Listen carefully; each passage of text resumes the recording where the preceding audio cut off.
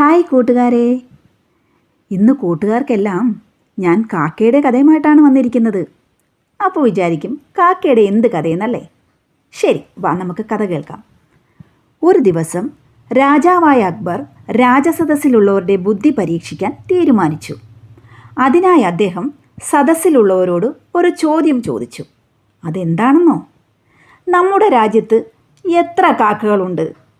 ആർക്കെങ്കിലും ഇതിനുത്തരം അറിയാമോ? എല്ലാവരും പരസ്പരം അങ്ങോട്ടും ഇങ്ങോട്ടും നോക്കി.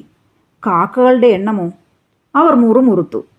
അപ്പോഴാണ് അക്ബറിൻ്റെ മന്ത്രിയായ ബീർബലിൻ്റെ വരവ്. അദ്ദേഹം വിഷയം തിരക്കി.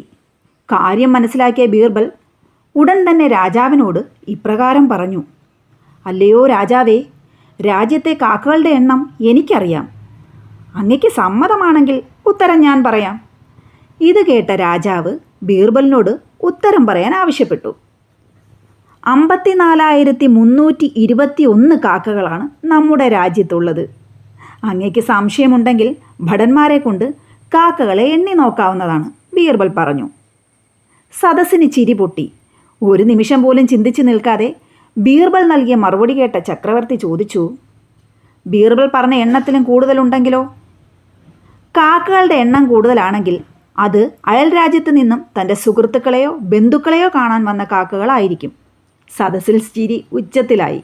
ചക്രവർത്തി വിടാൻ ഒരുക്കമില്ലായിരുന്നു. അദ്ദേഹം തുടർന്ന് ചോദിച്ചു: ബീർബൽ പറഞ്ഞ അത്രയും കാക്കകൾ നമ്മുടെ സാമ്രാജ്യത്തിൽ ഉണ്ടായില്ലെങ്കിലോ? കാക്കയുടെ എണ്ണം കുറവാണെങ്കിൽ അത് അയൽ രാജ്യത്തുള്ള തൻ്റെ സുഹൃത്തുക്കളെയോ ബന്ധുക്കളെയോ കാണാൻ പോയതായിരിക്കും. ഇത്തവണ ചക്രവർത്തിക്ക് കൂടി ചിരിക്കാതിരിക്കാൻ കഴിഞ്ഞില്ല. അങ്ങനെ സദസ്സിലുള്ളവരുടെ ബുദ്ധി പരീക്ഷണത്തിനായി രാജാവ് കണ്ടെത്തിയ ചോദ്യത്തിന് ബീർബൽ ബുദ്ധിപരമായി തന്നെ മറുപടി പറഞ്ഞു. ബീർബലിൻ്റെ ബുദ്ധിശക്തിയിൽ സന്തുഷ്ടനായ രാജാവ് അദ്ദേഹത്തെ അഭിനന്ദിക്കുകയും ധാരാളം സമ്മാനങ്ങൾ നൽകുകയും ചെയ്തു. കൂട്ടുകാർക്കൊക്കെ കഥ ഇഷ്ടമായോ? ഇതിൽ നിന്ന് കൂട്ടുകാർ എന്താ മനസ്സിലാക്കിയേ? നമുക്ക് നമ്മുടെ നാട്ടിലുള്ള കാക്കകളെ എണ്ണി തീർക്കാൻ പറ്റുമോ? പറ്റില്ല. അപ്പോൾ ബീർബലിൻ്റെ ബുദ്ധി പോലെ നമ്മളും പല കാര്യങ്ങളിലും ബുദ്ധി പ്രയോഗിച്ച് തന്നെ മുന്നോട്ട് പോകണം. ശരി, അപ്പോൾ അടുത്ത കഥയുമായി ഞാൻ വീണ്ടും വരാട്ടോ.